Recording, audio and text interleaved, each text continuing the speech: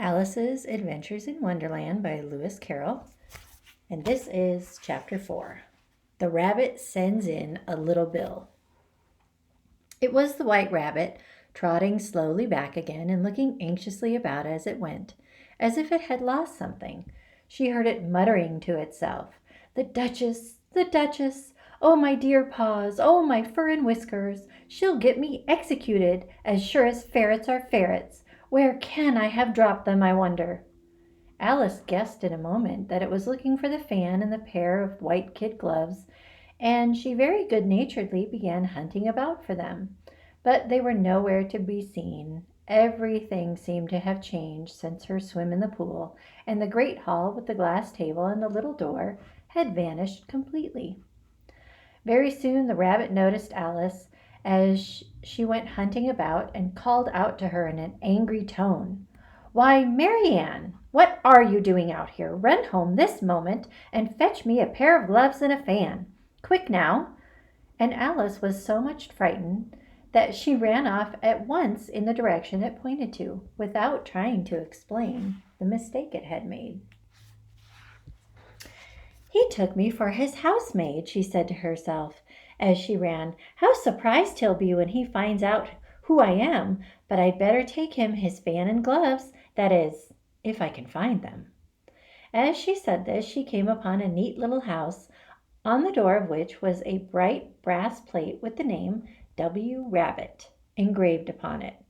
She went in without knocking and hurried upstairs, in great fear lest she should meet the real Marianne and be turned out of the house before she had found the fan and gloves.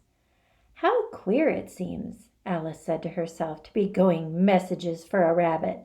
I suppose Dinah'll be sending me on messages next."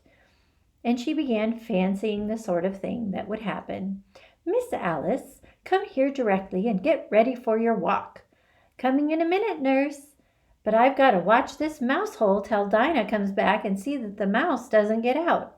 Only I don't think," Alice went on, "that they'd let Dinah stop in the house if it began ordering people about like that."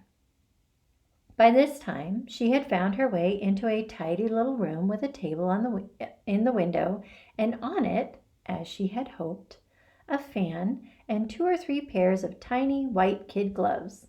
She took up the fan and a pair of gloves and was just going to leave the room when her eye fell upon a little bottle that stood near the looking-glass.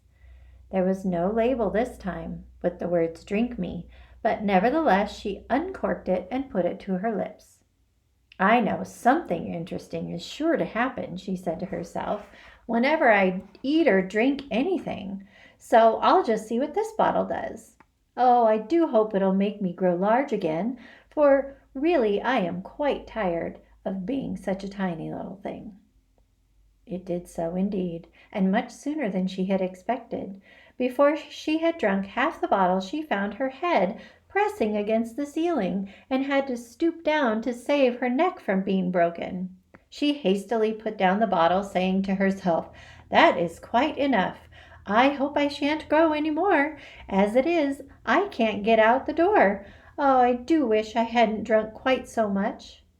Alas, it was too late to wish that. She went on growing and growing, and very soon had to kneel down on the floor. In another minute there was not even room for this, and she tried the effect of lying down, with one elbow against the door and the other arm curled round her head. Still she went on growing, and as a last resource she put one arm out of the window and one foot up the chimney, and said to herself, "Now I can do no more, whatever happens. What will become of me?" Luckily for Alice, the little magic bottle had now had its full effect, and she grew no larger. Still it was very uncomfortable, and as there seemed to be no sort of chance of her ever getting out of the room again, no wonder she felt unhappy. It was much pleasanter at home, thought poor Alice, when one wasn't always growing larger and smaller and being ordered about by mice and rabbits. I almost wish I hadn't gone down that rabbit hole. And yet, it's rather curious, this sort of life. I do wonder what can have happened to me.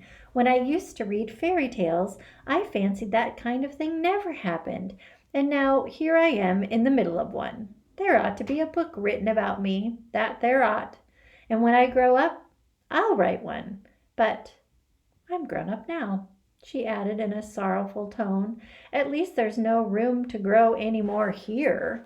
And here she is, all big, so big she can't even fit in the room hardly. But then, thought Alice, shall I never get any older than I am now? That'll be a comfort, one way, never to be an old woman. But then, always to have lessons to learn. Oh, I shouldn't like that. "Oh, you foolish Alice," she answered herself. "How can you learn lessons in here? Why, there's hardly room for you, and no room at all for any lesson books."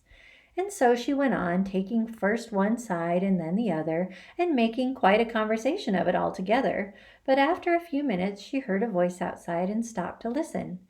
"Marianne! Marianne!" said the voice. "Fetch me my gloves this moment." Then came a little pattering of feet on the stairs. Alice knew it was the rabbit coming to look for her, and she trembled till she shook the house, quite forgetting that she was now about 1,000 times as large as the rabbit, and had no reason to be afraid of it. Presently the rabbit came up to the door and tried to open it. But as the door opened inwards and Alice's elbow was pressed hard against it, that attempt proved a failure. Alice heard it say to itself, "Then I'll go round and get in at the window." "That you won't," thought Alice, and after waiting till she fancied she heard the rabbit just under the window, she suddenly spread out her hand and made a snatch in the air. She did not get hold of anything, but she heard a little shriek and a fall and a crash of broken glass, from which she concluded that it was just possible it had fallen into a cucumber frame, or something of the sort. Next came an angry voice, the rabbit's. "Pat! Pat! Where are you?" And then a voice she had never heard before. "Sure then, I'm here. Digging for apples, your honor." "Digging for apples, indeed," said the rabbit angrily. "Here, come and help me out of this." Sounds of more broken glass. And here is Alice's big hand snatching at the rabbit and making him fall down. "Now tell me, Pat, what's that in the window?" "Sure, it's an arm, your honor." He pronounced it arum. "An arm, you goose? Who ever saw one that size? Why, it fills the whole window." "Sure it does, your honor, but it's an arm for all that." "Well, it's got no business here at any rate. Go and take it away." There was a long silence after this, and Alice could only hear whispers now and then, such as, "Sure, I don't like it, your honor, at all, at all." "Do as I tell you, you coward." And at last she spread out her hand again and made another snatch in the air. This time there were 2 little shrieks and more sounds of broken glass. "What a number of cucumber frames there must be," thought Alice. "I wonder what they'll do next. As for pulling me out of the window, I only wish they could. I'm sure I don't want to stay in here any longer."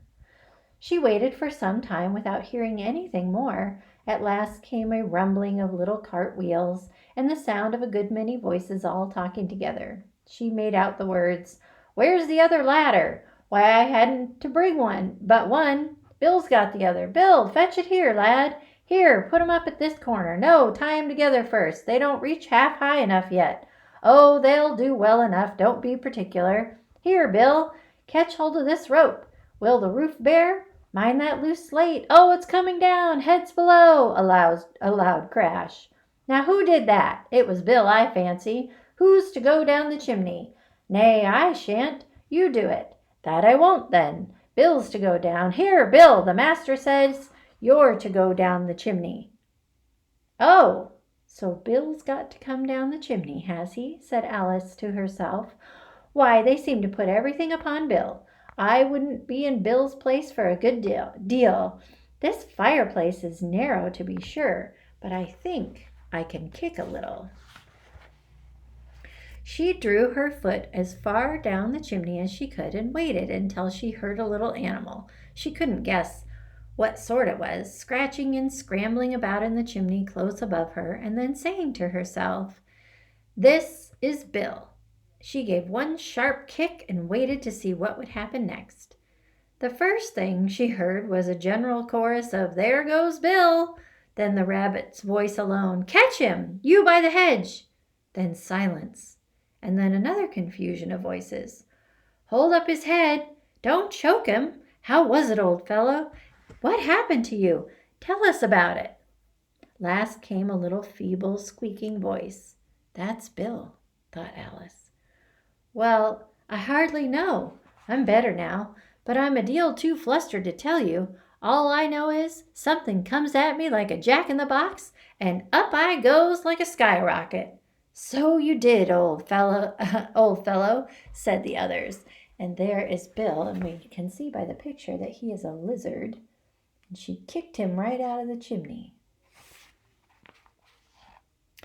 "We must burn the house down," said the rabbit's voice, and Alice called out as loud as she could, "If you do, I'll set Dinah at you." There was a dead silence instantly, and Alice thought to herself, "I wonder what they will do next. If they had any sense, they'd take the roof off." After a minute or two, they began moving about again, and Alice heard the rabbit say, "A barrowful will do to begin with." "A barrowful of what?" thought Alice. But she had not long to doubt, for the next moment a shower of little pebbles came rattling in at the window, and some of them hit her in the face. "I'll put a stop to this," she said to herself, and shouted out, "You'd better not do that again," which produced another dead silence. Alice noticed with some surprise that the pebbles were all turning into little cakes as they lay on the floor, and a bright idea came into her head. "If I eat one of these cakes," she thought, "it's sure to make some change in my size, and as it can't possibly make me larger, it must make me smaller, I suppose." So she swallowed one of the cakes and was delighted to find that she began shrinking directly. As soon as she was small enough to get through the door, she ran out of the house and found quite a crowd of little animals and birds waiting outside. The poor little lizard Bill was in the middle, being held up by 2 guinea pigs who were giving it something out of a bottle. They all made a rush at Alice the moment she appeared, but she ran off as hard as she could and soon found herself safe in a thick wood. "The first thing I've got to do," said Alice to herself as she wandered about in the wood, "is to grow to my right size again. And the second thing is to find my way into that lovely garden. I think that will be the best plan." It sounded like an excellent plan, no doubt, and was very neatly and simply arranged. The only difficulty was that she had not the smallest idea how to set about it, and while she was peering about anxiously among the trees, a little sharp bark just over her head made her look up in a great hurry. An enormous puppy was looking down at her with large round eyes and feebly stretching out one paw trying to touch her. "Poor little thing," said Alice in a coaxing tone. She tried hard to whistle to it, but she was terribly frightened all the time at the thought that it might be hungry, in which case it would be very likely to eat her up in spite of all her coaxing. Hardly knowing what she did, she picked up a little bit of a stick and held it out to the puppy, whereupon the puppy jumped into the air all off its feet at once with a yelp of delight and rushed at the stick and made believe to worry it. Then Alice dodged behind a great thistle to keep herself from being run over. And the moment she appeared on the other side, the puppy made another rush at the stick and then tumbled head over heels in its hurry to get hold of it. Then Alice, thinking it was very like having a game of play with a cart horse, and expecting every moment to be trampled under its feet, ran around the thistle again. Then the puppy began a series of short charges at the stick, running a very little way forwards each time and a long way back, and barking hoarsely all the while, till at last it sat down a good way off, panting, with its tongue hanging out of its mouth, and its great eyes half shut. And there is the puppy that she is playing with, and you can see her holding the stick there.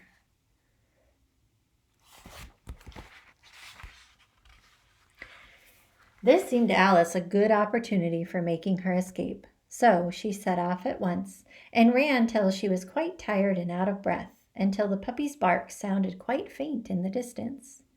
"And yet what a dear little puppy it was," said Alice, as she leant against a buttercup to rest herself and fanned herself with one of the leaves.